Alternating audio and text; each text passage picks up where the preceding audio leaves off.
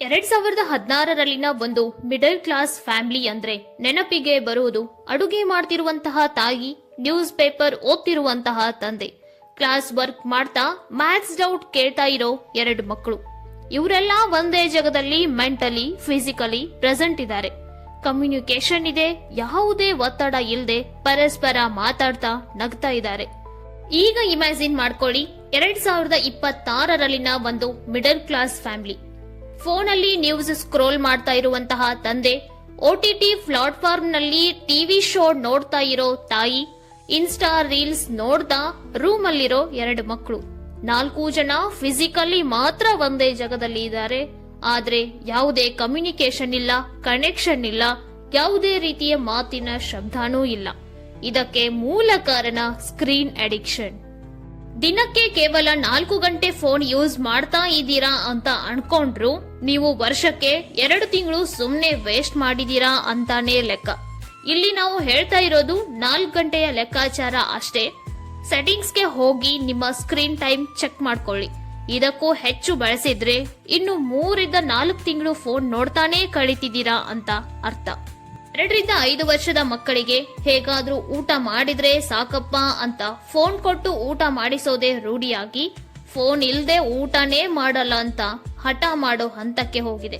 ಏನಾದ್ರೂ ಹೇಳಿದ್ರೆ ಇದನ್ ಕೇಳ್ಬೇಕು ಅಂದ್ರೆ ಫೋನ್ ಬೇಕು ಅಂತ ಡಿಮ್ಯಾಂಡ್ ಸ್ಟಾರ್ಟ್ ಆಗಿ ದಿನವಿಡೀ ಫೋನಲ್ಲೇ ಮುಳುಗಿರುತ್ತಾರೆ. ಸ್ವಲ್ಪ ದಿನದ ನಂತರ ಪದೇ ಪದೇ ತಲೆನೋವು ಬರುತ್ತಿರುತ್ತೆ. ಹೋಗಿ ಚೆಕ್ ಮಾಡಿಸಿದ್ರೆ ಕಣ್ಣಿನ ದೃಷ್ಟಿ ದೋಷ. ಇದರಿಂದ ಕನ್ನಡಕ ಕಡ್ಡಾಯ ಆಗತ್ತೆ. ಅಭ್ಯಾಸ ವ್ಯಸನವಾಗಿ ಬದಲಾಗಿದ್ದು ಗೊತ್ತೇ ಆಗಲ್ಲ. ಸೊ ಅದ್ರ ಬಗ್ಗೆ ಗಮನ ಹರಿಸಿ. ಮಕ್ಕಳಿಗೆ ಟಿವಿ, ಫೋನ್ ತೋರಿಸ್ತಾ ಊಟ ಮಾಡಿಸೋದನ್ನ ತಪ್ಪಿಸಿ. ಯಾಕಂದ್ರೆ ಮಕ್ಕಳ ಮೆದುಳಿನ ಬೆಳವಣಿಗೆಯ ಹಂತ ಇದು. ಮಕ್ಕಳು 2 ವೇ ಇಂಟ್ರಾಕ್ಷನ್ ಇಂದ ಮಾತ್ರ ಕಲಿಯೋದಕ್ಕೆ ಸಾಧ್ಯ. ಅಮ್ಮ ಅನ್ನೋದನ್ನ ಕಲಿಸ್ತಾ ಇದೀವಿ ಅಂದ್ರೆ ನಮ್ ಲಿಪ್ ಮೂಮೆಂಟ್ಸ್ ಅಂಡ್ ಹಾವಭಾವ ನೋಡಿ ಹಾಗೆ ಮಾಡೋದಕ್ಕೆ ಪ್ರಯತ್ನ ಮಾಡಿ ಹೊಸ ಶಬ್ದವನ್ನ ಕಲಿಯುತ್ತದೆ. Mama.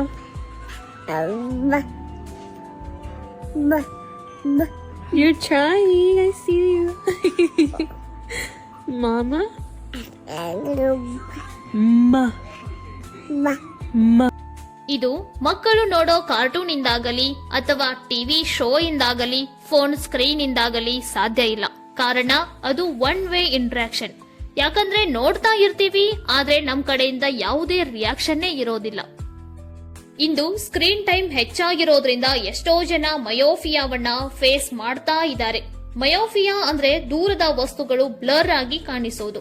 Singapore national institute study ಪ್ರಕಾರ ಪ್ರತಿಯೊಬ್ಬರ ದೇಹಕ್ಕೂ 2 ಗಂಟೆ ಸೂರ್ಯನ ಕಿರಣಗಳ ಅವಶ್ಯಕತೆ ಮುಖ್ಯ. ಈ ರೀತಿ ಆಗದೆ ಹೋದ್ರೆ 2050ರ ಹೊತ್ತಿಗೆ ಪ್ರತಿಯೊಬ್ಬರು ಮಯೋಫಿಯಾ ಡಿಸೀಸ್ಗೆ ಒಳಗಾಗಬಹುದು ಎಂದು ಹೇಳಿದೆ. 2ನೇ ಮುಖ್ಯವಾದ ಪರಿಣಾಮ ಅಂದ್ರೆ ಬಹಳ ಜನ ಲೇಟ್ ನೈಟ್ ವರ್ಗೂ ಸ್ಕ್ರೀನ್ ನೋಡ್ತಾರೆ. ಫೋನ್ ಆಗಿರಬಹುದು ಅಥವಾ ಲ್ಯಾಪ್ಟಾಪ್ ಆಗಿರಬಹುದು. ಇದರಿಂದ ಬರೋ ಬ್ಲೂ ಲೈಟ್ ನಮ್ಮ ದೇಹದಲ್ಲಿ ಉತ್ಪತ್ತಿಯಾಗುವಂತಹ ಮೆಲಟೋನಿಯನ್ ಹಾರ್ಮೋನ್ ಅನ್ನ ತಡೆಯುತ್ತದೆ. ಇದರಿಂದ ನಿದ್ರಾಹೀನತೆ ಉಂಟಾಗಿ ಇದರ ಪರಿಣಾಮದಿಂದ ಬೆಳಿಗ್ಗೆ ಕೆಲಸದ ಸಮಯದಲ್ಲಿ ನಮ್ ಕೆಲಸಕ್ಕೆ 100% ಕೊಡದೆ ಅಂದುಕೊಂಡದ್ದನ್ನ ಮಾಡೋದಕ್ಕೆ ಆಗದೇ ಇರಬಹುದು.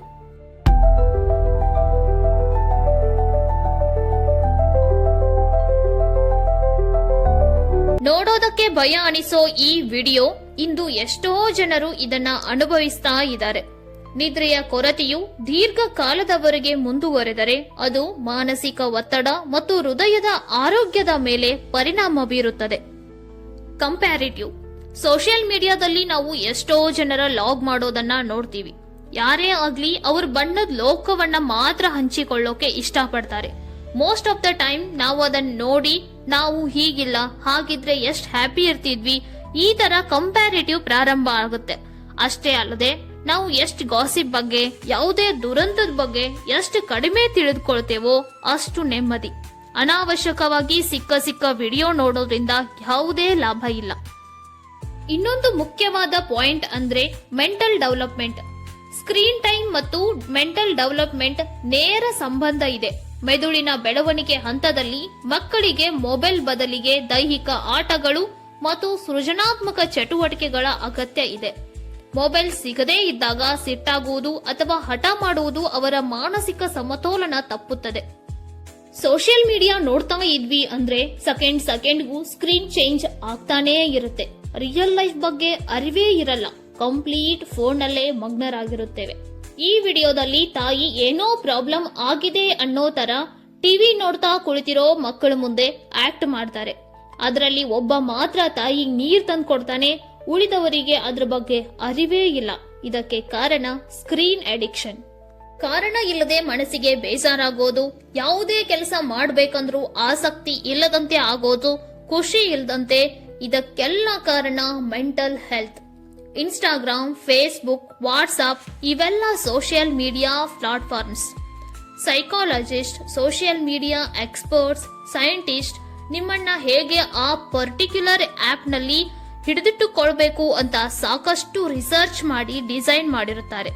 ಈಗಿನ ಜನರೇಷನ್ ಅಂದ್ರೆ ಜೆನ್ಜಿ ಕಡಿಮೆ ಸಮಯದಲ್ಲಿ ಹೆಚ್ಚಿಗೆ ಕಲಿಬೇಕು ಅನ್ನೋದು, ಪ್ರತಿ ನಿಮಿಷಕ್ಕೂ ಸರ್ಪ್ರೈಸ್ ಆಗಿರೋದನ್ನ ನೋಡ್ಬೇಕು ಅಂತ ಬಯಸೋದು, ಈಸಿಲಿ ಅವೈಲೇಬಲ್ ಆಗೋ ತರ ಇರಬೇಕು ಅಂತ ಬಯಸೋದು, ಇವೆಲ್ಲವನ್ನ ಚೆನ್ನಾಗಿ ಅಳವಡಿಸಿಕೊಂಡಿರೋ ಎಷ್ಟೋ ಆಪ್ ಇದಾವೆ.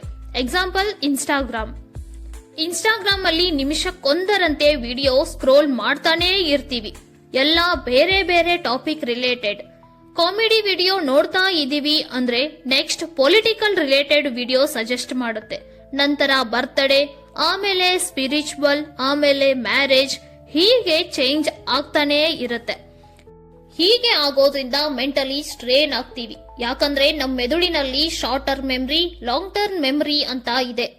Insta reels short term memory ಅಲ್ಲಿ ಸೇವ್ ಆಗುತ್ತೆ. ನಿಮಿಷಕ್ಕೆ ಒಂದರಂತೆ ಟಾಪಿಕ್ ಚೇಂಜ್ ಆಗ್ತಾ ಇರೋದ್ರಿಂದ ಮೆಮರಿ ಸ್ಟ್ರೇನ್ ಆಗುತ್ತೆ. ಲಾಂಗ್ ಟರ್ಮ್ ನಲ್ಲಿ ಯಾವುದು ಸೇವ್ ಮಾಡಬೇಕು ಅಂತ ಕನ್ಫ್ಯೂಸ್ ಆಗುತ್ತೆ. ಇದು ನೆನಪಿನ ಶಕ್ತಿ ಕುಂಠಿತಕ್ಕೆ ಕಾರಣ ಆಗಬಹುದು. ರಾಜ್ಯಸಭೆಯಲ್ಲಿ ಮಾತನಾಡಿದ ಸುಧಾಮೂರ್ತಿಯವರು, ಮಕ್ಕಳು ಅತಿಯಾಗಿ ಸೋಷಿಯಲ್ ಮೀಡಿಯಾದಲ್ಲಿ ತಮ್ಮನ್ನ ತಾವು ತೊಡಗಿಸಿಕೊಳ್ಳುತ್ತಿರುವುದು ವಿಷಾದ. ಮಕ್ಕಳೇ ತಮ್ಮ ಭವಿಷ್ಯ. ಅವರನ್ನ ಉತ್ತಮ ಮೌಲ್ಯ, ವಿವಿಧ ಚಟುವಟಿಕೆಗಳಿಂದ ಬೆಳೆಸಬೇಕು. ಆದರೆ ಪೋಷಕರು ತಮ್ಮ ಮಕ್ಕಳನ್ನ ವಿವಿಧ ಭಾವಭಂಗಿಯಲ್ಲಿ ಪ್ರದರ್ಶನ ಮಾಡಿ 10,000, 5 ಲಕ್ಷ ಫಾಲೋವರ್ಸ್ನ ಮಾಡಿಕೊಳ್ಳೋದಕ್ಕೆ ಟ್ರೈ ಮಾಡ್ತಾ ಇರೋದು ನಿಜಕ್ಕೂ ವ್ಯವಹಾರಿಕ ಅನ್ಸುತ್ತೆ. ನೋಡಿ, ಇದು ಆರ್ಥಿಕವಾಗಿ ನೆರವಾಗಬಹುದು, ಆದರೆ ಮಕ್ಕಳ ಭವಿಷ್ಯ ಏನಾಗಬಹುದು ಅನ್ನುವುದರ ಬಗ್ಗೆ ಯೋಚನೆ ಮಾಡಿರೋದಿಲ್ಲ. ಸದ್ಯಕ್ಕೆ ಮಕ್ಕಳು ಆದಾಯದ ಮೂಲವಾಗಿರಬಹುದು, ಆದರೆ ಮಾನಸಿಕ ಸ್ಥಿತಿ ಮೇಲೆ ದೀರ್ಘಕಾಲ ಪರಿಣಾಮ ಉಂಟಾಗುತ್ತದೆ. ಮಕ್ಕಳು ಮುಗ್ಧತೆಯನ್ನೇ ಕಳೆದುಕೊಳ್ಳುತ್ತಾರೆ. ಹಾಗಾಗಿ ನಮ್ಮ ಮುಂದಿನ ಮಕ್ಕಳನ್ನ ಬೆಳೆಸುವ ಸರಿಯಾದ ರೀತಿ ಇದು ಅಲ್ಲ. ಹಾಗಾಗಿ ನಿರ್ದಿಷ್ಟ ಉಡುಪುಗಳನ್ನ ಧರಿಸುವಂತಿಲ್ಲ, ಭಾವಭಂಗಿಗಳನ್ನ ಪ್ರದರ್ಶಿಸುವಂತಿಲ್ಲ, ಹೀಗೆ ಕೆಲವು ನಿಯಮಗಳ ಅವಶ್ಯಕತೆ ಇದೆ ಎಂದು ಹೇಳಿದರು. ಈಗಾಗಲೇ ಮಕ್ಕಳು ಜಾಹೀರಾತುಗಳು, ಸಿನಿಮಾಗಳಲ್ಲಿ ಅಭಿನಯಿಸುವುದಕ್ಕೆ ಕಠಿಣ ನಿಯಮ ಜಾರಿಗೆ ತಂದಿರೋ ಹಾಗೆ ಸೋಷಿಯಲ್ ಮೀಡಿಯಾ ಬಳಕೆಯ ವಿಚಾರದಲ್ಲಿಯೂ ಕೂಡ ಈ ನಿಯಮ ಅವಶ್ಯಕತೆ ಇದೆ ಎಂದು ಕಳವಳ ವ್ಯಕ್ತಪಡಿಸಿದ್ದಾರೆ. 2 ರಿಂದ 5 ವರ್ಷದ ಮಕ್ಕಳಿಗೆ ಸ್ಕ್ರೀನ್ ಇಂದ ದೂರ ಇರುವಂತೆ ನೋಡಿಕೊಳ್ಳಿ. ಅವರು ತಮ್ಮ ಅಜ್ಜ ಅಜ್ಜಿಯ ಜೊತೆಗೆ ತಮ್ಮ ಸಮಯವನ್ನ ಕಳೆಯುವಂತೆ ಗಮನಹರಿಸಿ. ಎಷ್ಟೋ ಚಿಕ್ಕ ಮಕ್ಕಳಿಗೆ ಅವರ ಅಜ್ಜ ಅಜ್ಜಿ ಅನ್ನುವ ಬಾಂಧವ್ಯವೇ ಕಡಿಮೆ ಆಗಿದೆ. ಇದ್ರೂ ಕೂಡ ಅವರು ಏನಾದ್ರೂ ತಂದು ಕೊಡಪ್ಪ ಅಂದ್ರೆ ರೇಗಾಡೋ ಮೊಮ್ಮಕ್ಕಳು. ಕಾರಣ ಫೋನ್ ಅಡಿಕ್ಷನ್. ಫೋನ್ ನಮ್ಮ ಬಳಕೆಗೆ ವಿನಃ ಅದರ ಬಳಕೆಗೆ ನಾವಾಗಬಾರ್ದು ಅಷ್ಟೇ. ಸ್ಕ್ರೀನ್ ಅಡಿಕ್ಷನ್ ಇಂದ ದೂರ ಇರೋದು ಹೇಗೆ? ನೋಟಿಫಿಕೇಶನ್ ಆಫ್ ಮಾಡಿ. ಇದರಿಂದ ನಿಮ್ ಡಿಸ್ಟ್ರಾಕ್ಷನ್ ತಪ್ಪುತ್ತೆ. ಒಳ್ಳೆ ನಿದ್ದೆಗಾಗಿ, ಒಳ್ಳೆ ರೂಢಿಗಾಗಿ ಮಲಗುವ 1 ಗಂಟೆ ಮುಂಚಿತವಾಗಿ ಫೋನ್ ಅನ್ನ ನಿಮ್ಮಿಂದ ಆದಷ್ಟು ದೂರ ಇಡಿ. ಎಷ್ಟೋ ಜನ ಅನ್ಕೊಂಡಿದ್ದಾರೆ ಫೋನ್ ನೋಡಿದ್ರೆ ಬೇಗ ನಿದ್ದೆ ಬರುತ್ತೆ ಅಂತ. ಇದು ತಪ್ಪು ಕಲ್ಪನೆ. ಇದ್ರ ಬಗ್ಗೆ ಈಗಾಗಲೇ ಹೇಳಿದೀವಿ. ಪ್ರತಿ ಆಪ್ಗೂ ಸ್ಕ್ರೀನ್ ಟೈಮ್ ಅನ್ನ ಸೆಟ್ ಮಾಡಿ. ಯಾವುದೇ ಕಾರಣಕ್ಕೂ ಅದನ್ನು ಮೀರಿ ನೋಡ್ಲೇಬೇಡಿ. ಆದಷ್ಟು ಆಕ್ಟಿವ್ ಆಗಿರಿ. ಡ್ಯಾನ್ಸ್, ಸಾಂಗ್, ಸ್ವಿಮ್ಮಿಂಗ್ ಅಂತ ಆಕ್ಟಿವಿಟಿಯಲ್ಲಿ ನಿಮ್ಮನ್ನ ನೀವು ತೊಡಗಿಸಿಕೊಳ್ಳಿ. ಒಳ್ಳೊಳ್ಳೆ ಬುಕ್ಸ್ ಓದೋ ರೂಢಿ ಮಾಡ್ಕೊಳ್ಳಿ. ಮೊಬೈಲ್ ಅಲ್ಲಿ ಗೇಮ್ ಆಡೋ ಮಕ್ಕಳಿಗೆ ಟಾಯ್ಸ್ ರಿಪ್ಲೇಸ್ ಮಾಡಿ.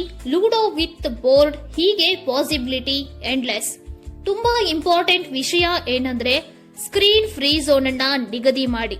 ಬೆಡ್ರೂಮ್, ಡೈನಿಂಗ್ ಟೇಬಲ್, ಹೀಗೆ ಕೆಲವು ಝೋನ್ ಅಲ್ಲಿ ಫೋನ್ ಯೂಸ್ ಮಾಡಲೇಬೇಡಿ. ಇವೆಲ್ಲ ಸೊಲ್ಯೂಷನ್ಸ್ ನೆನ್ಪಿಟ್ಕೊಳ್ಳಿ, ಅಪ್ಲೈ ಮಾಡಿ. ಸೈಲೆಂಟ್ ಕಿಲ್ಲರ್ ಆದಂತಹ ಸ್ಕ್ರೀನ್ ಅಡಿಕ್ಷನ್ ಇಂದ ದೂರ ಆಗಬಹುದು. ನಮಗೆ ಅವಶ್ಯ ಇದ್ದಾಗ ಮಾತ್ರ ಫೋನ್ ಯೂಸ್ ಮಾಡೋದಕ್ಕೆ ಸಾಧ್ಯ ಆಗುತ್ತೆ. ಕೊನೆವರೆಗೂ ವಿಡಿಯೋ ನೋಡಿದೀರಾ ಅಂದ್ರೆ ಡೆಫಿನೆಟ್ಲಿ ಹೊಸದೇನೋ ಕಲಿತೇ ಇರ್ತೀರಾ. ವಿಡಿಯೋ ಲೈಕ್ ಆಗಿದ್ರೆ ಪ್ಲೀಸ್ ಲೈಕ್ ಮಾಡಿ. ಇನ್ನೂ ಸಬ್ಸ್ಕ್ರೈಬ್ ಆಗಿಲ್ಲ ಅಂದ್ರೆ ಈ ಕೂಡಲೇ ಸಬ್ಸ್ಕ್ರೈಬ್ ಮಾಡಿ. ನಿಮ್ ಫ್ಯಾಮಿಲಿ ಮೆಂಬರ್ಸ್ಗೂ ತಪ್ಪದೆ ಶೇರ್ ಮಾಡಿ. ಮತ್ತೆ ಸಿಗೋಣ ನೆಕ್ಸ್ಟ್ ವಿಡಿಯೋದಲ್ಲಿ. Stay shine. ನಮಸ್ತೆ.